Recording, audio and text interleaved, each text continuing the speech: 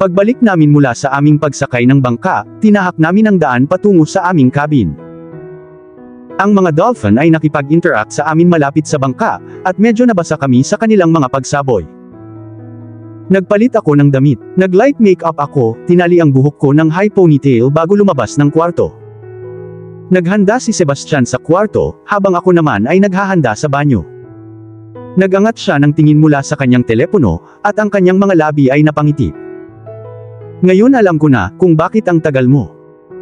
I just took 20 minutes, I pointed out. The result is amazing, dagdag niya na may bahagyang ngisi. Ngumiti ako, nagpasalamat sa kanya. Kinuha ko ang bag ko at ang phone ko, bago kami lumabas ng cabin. Nagpunta kami sa main beach, at pumasok sa isang random na restaurant.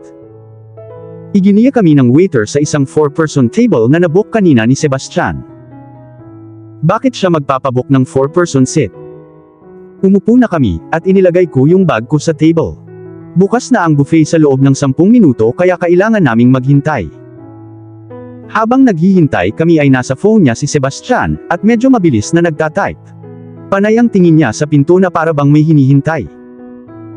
Makalipas ang ilang minuto, inilapag niya ang kanyang telepono sa mesa, at sumandal sa kanyang upuan. Is everyone okay? Tinanong ko siya. Tumingin siya sa akin at tumango, perfectly fine. Biglang may nagtakip ng mata ko, kaya natigilan ako.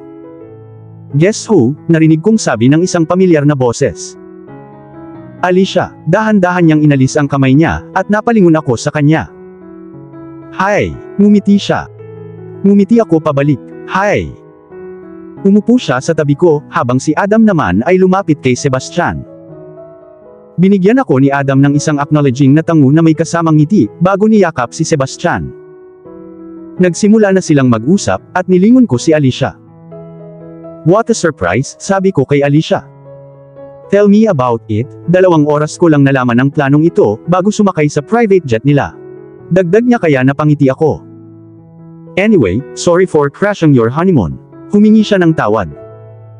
You didn't. Nag-e-enjoy pa naman ako diba? Sinabi ko. Tsaka parang dinala ka ni Adam sa second honeymoon mo, pang-aasar ko, nahihiyang ngumiti siya. Ang una ay isang disaster. Lagi kaming nag-aaway, maghapon kaming mag-isa sa aming sulok, napabuntong hininga siya. Baka maging memorable ang isang ito. Narinig namin ang waiter na nagsasabi sa lahat na ang buffet ay binuksan, at ang lahat ay nagsimulang maglakad patungo sa buffet. Tumayo kami at naghintay sa pila para sa aming turn. Nang dumating na ang turn namin, pumili na kami ng pagkain at bumalik sa table namin. Kumuha ako ng pasta, some roasted potato cubes, some roasted chicken at some hot sauce. Rectangular ang table namin. Umupo si Sebastian sa tabi ko, habang si Alicia at Adam naman ay nakaupo sa harap namin. Kumuha si Sebastian ng fried rice, chicken at shrimp red sauce, at some hot sauce. Binigyan kami ng waiter ng champagne. Pagkatapos kumain ay kinaladkad kami nina Sebastian at Adam para mamasyal sa beach na nasa kabilang sulok ng isla. Alicia and I found it weird, but we didn't say anything. Nang makarating kami sa beach, pareho kaming natulala ni Alicia sa dagat. Nakita ko nga ang isang picture nito online, ngunit hindi ko akalain na magkakaroon ako ng pagkakataong makita ito sa harapan ko. Mukhang kasing ganda ng nasa mga pictures. Lumapit kami at hinayaang bumagsak ang tubig sa aming mga paa. May iba pang mga mag-asawa sa paligid namin, at sila ay nasa tubig na kumukuha ng pictures, naglalaro. Hindi na kami nagtagal dahil umuulan na. Tumakbo kami sa isa sa mga restaurant na 5 minuto ang layo mula sa beach at nagtatago mula sa ulan. Basang-basa kami sa ulan. Medyo nanginginig si Alicia sa lamig. Pumunta si Adam sa likod niya, at niyakap siya. Kung hindi siya uminit sa init ng katawan nito, tiyak na maiinit ang init ng katawan niya sa paraan ng pamumula niya. Kapag huminto ito, kailangan nating maglakad sa cabin ng mas mabilis hanggat maaari, sabi ni Sebastian sa amin. Mukhang hindi na ito titigil sa lalong madaling panahon, komento ni Adam. Makakatakbo tayo sa ulan, mungkahi ni Alicia. Tatakbo tayo sa ulan, at nanginginig ka na. Magkakasakit ka, sinabi ko. Maghintay tayo, sabi ni Sebastian. Naghintay kami ng 10 minuto bago naging manipis na sprinkle ang ulan. Tumakbo kami sa aming mga cabin, naghihiwalay sa daan. Pagkapasok ko, pumunta ako sa banyo para magpalit ng pajamas. Lumabas ako at pumasok si Sebastian sa loob. Tumayo ako sa tabi ng kama, nilagay ko ang phone ko para mag-charge bago ko hinila ang kumot. Hinawi ko na ang mga kurtina sa glass window. Naramdaman kong may humawak sa bewang ko bago ko naramdaman ang labi niya sa pisngi ko. Pinisil niya ang gilid ng bewang ko at lumalakas ang pintig ng puso ko habang kumakalam ang tiyan ko. Akala ko nag-good night lang siya gaya ng ginagawa niya tuwing gabi pero nagkamali ako. Inilipat niya ang buhok ko sa kaliwang balikat ko, at naramdaman ko ang labi niya sa leeg ko. Dahan-dahan siyang nag-iwan ng ilang mga halik sa aking balat, at nakita ko ang aking sarili na ikiling ang aking ulo sa gilid, na nagbibigay sa kanya ng karagdagang access. Naramdaman ko ang pagngiti niya sa balat ko. Humiwalay siya, mabilis akong inikot para harapin siya. Yumuko siya at idiniin ang labi niya sa labi ko. Hinawakan ng mga kamay niya ang baywang ko, at hinila ang katawan ko sa kanya. Natigilan ako ng ilang segundo bago ko pinulupot ang braso ko sa leeg niya, at sinimulang halikan siya pabalik na may parehong lakas at pananabik. The kiss was demanding, but passionate. Sa buong oras na siya ay may kontrol at natagpuan ko ang aking sarili na nawala sa kanyang halik. Humiwalay kami para kumuha ng hangin, pareho kaming nahihirapang huminga. Ipinatong niya ang noo niya sa noo ko, may tipid ng ngiti sa labi. That's better. It is. Sa kabilang banda, si Sebastian. Kinaumagahan, nagising ako bago siya nagising. Napatingin ako sa kanya habang payapang natutulog, nakayuko at nakayakap sa kanyang unan. After the kiss we shared, I felt satisfied. Ang malambot niyang pink na mapang-akit na labi ay pinapatay ako. I didn't know whether to wait, or just go for it. I'm just glad I did it. Iniwas ko ang tingin ko sa kanya, at inabot ko ang cellphone ko. Tiningnan ko ang aking mga messages, at nakakuha ng bagong update mula kay Carter. Natagpuan na namin ang traidor at siya ay nasa basement, dala ang kanyang parusa. Marami siyang kaibigang kasama at kahapon ay sa wakas ay ipinagtapat na niya ang mga pangalan. Alam ni Carter ang gagawin. May nakita akong message galing kay Adam, at binuksan ko ito. Ano ang plano para sa araw na ito, Adam? It was sent 5 minutes ago. Wala pa tayong plano, Sebastian. Nag-reply naman siya agad. Well, planuhin mo ang isang bagay na magagawa nating apat, bukas may mga bagay akong pinaplano para kay Alicia, at hindi ko alam kung magkikita pa tayo. Adam. Alright, may mga plano siya para kay Alicia, at hindi sila namin makakasama sa buong bakasyon. Ipaalam ko sa'yo, Sebastian. Pumunta ako sa resort site at naghanap ng mga activities na pwede naming gawin together. Isang sea activity ang nakakuha ng atensyon ko, at nagustuhan ko na ito. Snorkeling.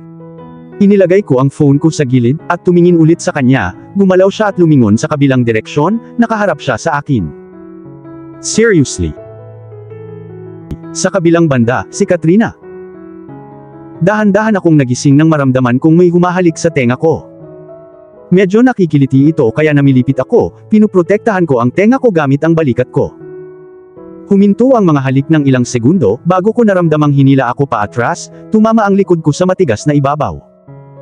Iminulat ko ang aking mga mata, at iniangat ang aking ulo upang tumingin sa likuran ko. Good morning, bati niya sa akin. Good morning, sabi ko na halos hindi lumalabas ang boses ko. Don't you like cuddling? Tanong niya na ikinagulat ko. Ha, inaantok pa ako at magtatagal bago ako magising. Cuddling. I love it. I trailed off. Do you mind if we cuddle for a little bit? Tanong niya, and I swear I saw a faint red shade on his cheeks. Of course not, ngumiti ako. Inikot ko ang katawan ko, humarap sa kanya. Dahil nakahiga siya, lumipat ako sa gilid niya, pinulupot ko ang braso ko sa tiyan niya at ipinatong ang ulo ko sa balikat niya. Ipinulupot niya ang magkabilang braso niya sa akin. Komportable siya. Gusto mo bang gumawa ng sea activity ngayon? Tanong niya na bumasag sa katahimikan sa paligid namin. Anong klase? Tanong ko. Snorkeling, sagot niya. Nagsalubong ang kilay ko. Ano iyon? Ito ay tulad ng pagsisid sa dagat na tumitingin sa mga isda, corals at iba pang mga animal sa dagat. Paliwanag niya. Sounds fun. Sure, sang-ayon ko. Sasama sa atin sina Alicia at Adam. Dagdag niya at tumango naman ako. Ilang sandali kaming nanatili sa komportableng posisyon na ito, bago kami tuluyang bumaba sa kama at naghanda. Tumawag si Sebastian sa snorkeling counter at sinabi nila na book na ang morning session nila, pero libre ang afternoon session nila. Kaya nagpabook si Sebastian ng afternoon session, para sa 4 na tao. Dumating kami sa isa sa mga restaurant para mag-almusal, at sina Alicia at Adam. Paano kung maglakad tayo sa local market at magtingin-tingin? Mungkahi ni Alicia habang kumakain kami. Gusto mo lang mag-shopping, turo ni Adam na ikinatawa namin. Oy, ang ganda ng local stuff. Tinuro niya. We can go, sang-ayon ko. Wala naman tayong ibang gagawin. Nang matapos kaming kumain, pumunta kami sa local beach market. Nagkaroon ng maraming stalls na may iba't ibang mga items. This looks cute, sabi ni Alicia habang hinahawakan ang isa sa mga beach hat. Kumuha siya ng isa pa at nilagay sa ulo ko. Mukhang maganda sa inyong dalawa, ngumiti sa amin ang matandang lalaki sa stall. Bago pa kami makapagsalita o magawa, binayaran na ni Sebastian ang beach hat. Salamat, sabi ng matanda. Naglakad kami sa iba pang mga stall at huminto sa isang damit. Naglakad si Alicia sa kabilang side para tingnan ang mga damit, habang ako naman ay nakatingin sa mga t-shirt.